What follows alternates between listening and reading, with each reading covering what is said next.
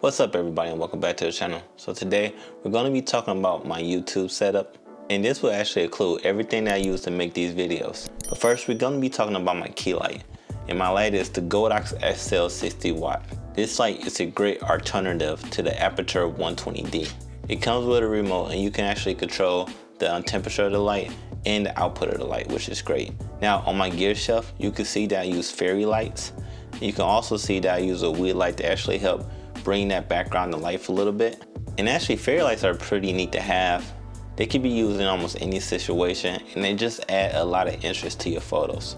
Okay, I actually just grabbed one because this one right here is actually USB powered, and it does come with a remote as well. There we go. Then as you see, it powers.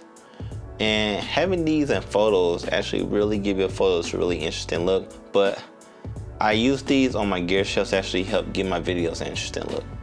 That's it. Now the wheel light is an RGB light. It's an amazing light. You can control everything from your colors to your temperatures on there. Only thing I don't like about this light is that it's not Bluetooth, but this was the first version of this light. The newer version of this light does come with a Bluetooth setting. Now we'll be getting it pretty soon. Now let's talk about sound. As you can tell, I'm using the Rode wireless mic. I love this because it actually gives me a little bit more freedom when I want to move around. I don't want to stay in front of this camera. No matter how far I move, my audio is going to stay the same, and that's pretty awesome. So when I'm outside, I do use the DDD4 dual microphone, and I love this microphone because you can use it to record audio from both ends.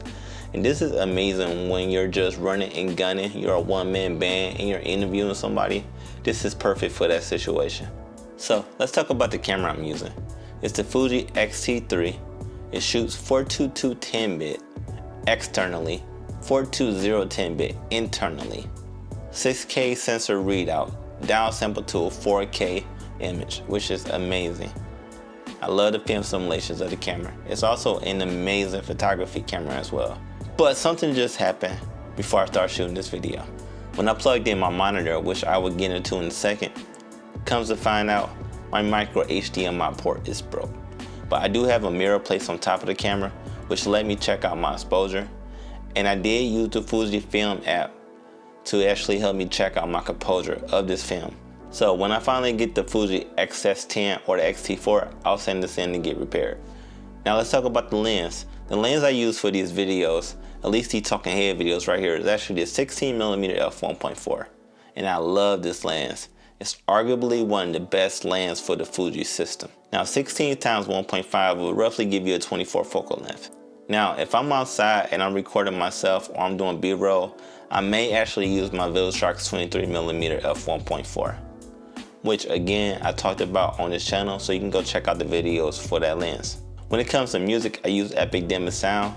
That website has a massive library of songs and sound effects, and I love it. My editing software that I use to actually edit my videos and color grade everything is DaVinci Resolve 17, the beta version. I love it. I used to use Adobe Premiere, but I was having so many issues with it, and I switched over to DaVinci finally, and I loved it. It's actually so much easier to color grade in DaVinci Resolve as well. Now, my monitor, like I said, I talked about this before as well. I use the Atomos Ninja, and I will be using this right now if my micro HDMI port didn't break. And I love this monitor for LUT support, waveforms, zebras. It just gives you so much tools to actually assist in helping create a properly exposed and amazing image.